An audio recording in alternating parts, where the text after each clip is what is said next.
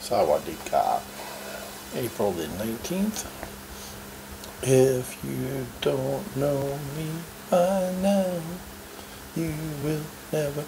If you don't know what you want, don't say you never had a chance. Fair.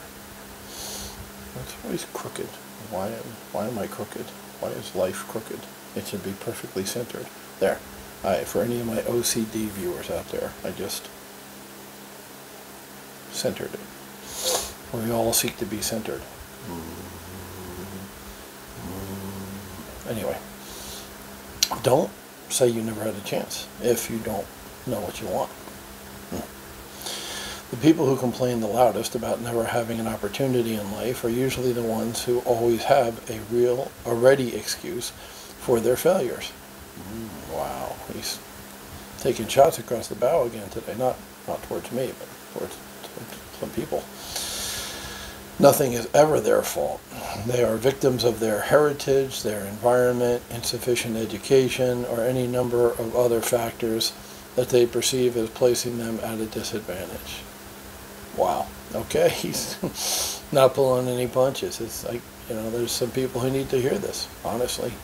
I know some, you know some, you might be one. I hope this flips the switch for you. If you look hard enough, you can always find reasons for not attempting something or not sticking with the job to the end. Successful people, though, are not excuse makers. They take responsibilities for their actions, they set goals, they assume responsibility for their achievements. Where others see despair, they see hope. They approach every situation with enthusiasm, confident in the knowledge that nothing is impossible for those who have a positive mental attitude. Wow. He's unloading with both guns there. What he's trying to do is help. It's tough, but it's tough love, in my opinion.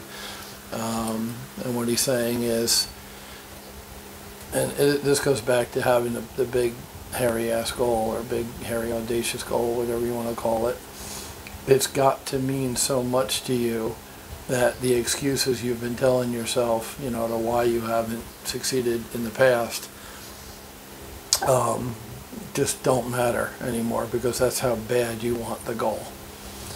So I mentioned I'm lazy, you know, given the chance I'll just sit and watch TV, not Dolph Lundgren movies, but just, you know, TV sports movies, given the chance, because I enjoy that. It's relaxing. It doesn't take any effort on my part. I just sit there and let the entertainment wash over me. And yet I went to the office 7 days a week, 12, 14 hours a day for 4 years, because at that point in my life, and at no point before that point, which is important, was I willing to do the work and put in the time required to run 2 brokerages, flip houses, and run Airbnbs. Right? I had rentals going that I was managing myself. It was a lot of work. But the carrot I was dangling in front of myself, you know, fat boy want chocolate? You want chocolate? You want a piece of chocolate? You know, or for me, like, it's an eclair, right? Boston cream donut or an eclair. You know, fat boy want eclair. Fat boy, and you keep moving the eclair away, and fat boy's going to chase it, because fat boy does want eclair, and he wants it badly enough to chase it. So retirement was my big, hairy, audacious goal at the time, and I worked my ass off for 4 years to get it. Not because I'm a worker, not because I enjoy work, not because I'm a self-motivated individual who wakes up every day and says, let's go get him, Tiger. That's not me. But I wanted the retirement bad enough. I wanted to get out of the rat race bad enough to do what was necessary for, you know, from 2015 on. So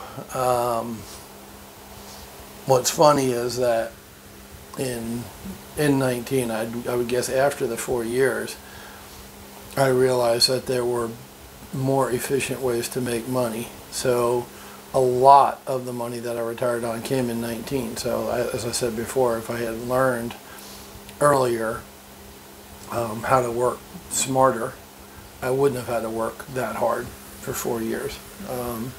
in 19, I kind of which what I call master ninjas level. Why? Because I was making money without a lot of effort in the fourth year. Now, did I need to do the first 3 years to set that up? I don't know. Probably, yeah. But I mean, like I said, there's people getting rich right now off of crypto, and that's not going to last forever. That's a bubble. But right now, there's people getting rich off of crypto. And it's not hard. They put in a buy order and bought some crypto, and it went up a lot. So there's people making money in the market right now. You got to do some studying. You got to do your due diligence, but you don't always have to dig ditches or put up telephone poles or build fences to make money. That's the point. But your goal has to be big enough to motivate you to do what's necessary to get there, for sure. And then, you're like, okay, you reached your BHAG, you retired to Thailand. Cool, good for you. You're in a condo in Thailand. Now what? Well, exactly. Now you reset your goal, because now that I'm, quote, retired, and I was retired last week and I didn't like it at all. But now that I'm here and I reached that goal that I worked so hard for, it's like, well, what do you do now? Well, if you're wired like me, you want to still be productive, but the beauty of it is, I took a week off and went to the car show down in Bangkok and saw a lot of Thailand. We purposely took the long way home. We made a big loop around the southern part of Thailand. I got to see a lot more of the country in that week than I had the whole year I'd been here before. So that was cool. That was cool as shit. And I'm already in Jeffrey's ear going, when we going again, man? When we going again? When we going again? We're going next time, And he's like, hey, maybe we'll go to Malaysia. I'm like, yeah, let's check it out. I want to go to Malaysia, check it out. So it's just, that's cool. That's the payoff. That's the reward of working for 4 years to get here, is to travel and chill out and enjoy it. But meantime, I'm working on the business. And my first goal here was making the restaurant that I inherited profitable. And that wasn't a goal in the beginning because it was profitable. All I had to do was, make it so it could remotely be managed. Well, how'd that work out for you, Skippy? You're so fucking smart. You're sitting here reading from the book like you're somebody. How'd that goal of making that restaurant profitable after COVID hit? I failed. I got an F. I failed miserably. The restaurant's closed. Those people are no longer employed. That sucks. That fucking sucks. And it was hard on me, as you can imagine. But here's what I know. I'll do better. I'm not gonna quit. I'm not gonna curl up in a ball and go, oh, poor me. I bought a business and it failed.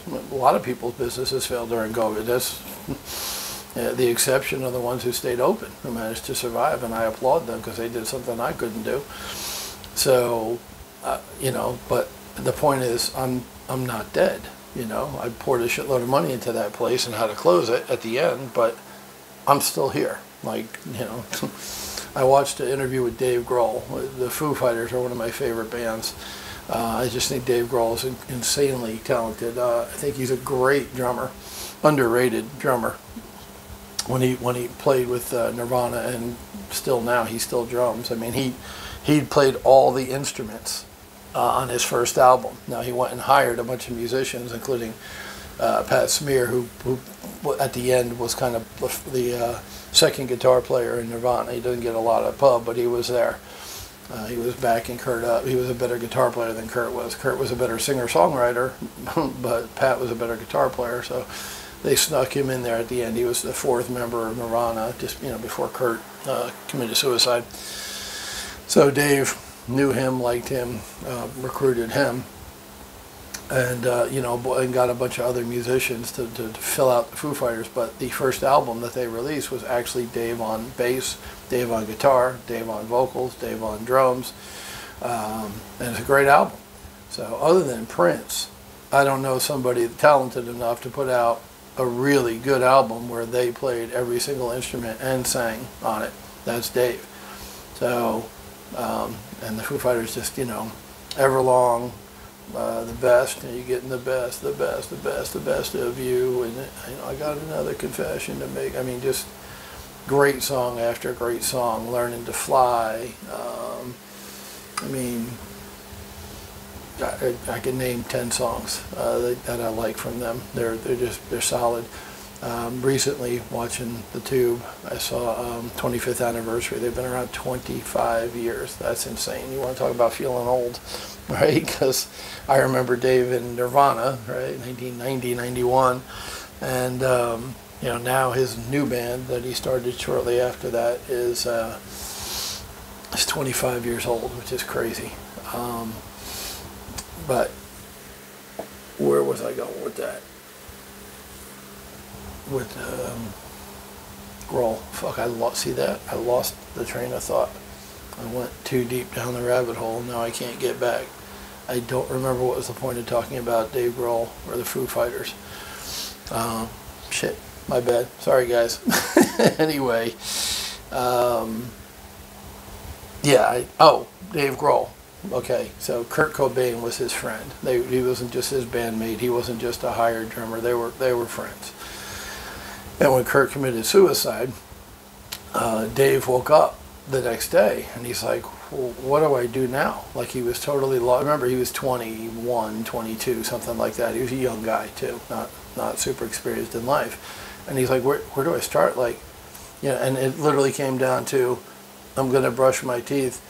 This is the first time I'm brushing my teeth without Kurt here. Weird stuff. I mean, you know, it was his friend. His friend died. He was very young. His friend was very young. I mean, it fucked him up, as you imagine it would you. If you lost somebody close to you, you're totally decimated and blown away. And at 22 years old, you don't know what to do. Now, when I closed TTK, I was 57 years old, and I knew what to do. Get up off my ass, get back on the fucking bicycle, and ride, motherfucker. Ride like you've never ridden before, and make that money back. Make the money back that you lost on that last enterprise. That's what I did. That's what I know. Well, I haven't done it yet, but I'm in the process of doing it.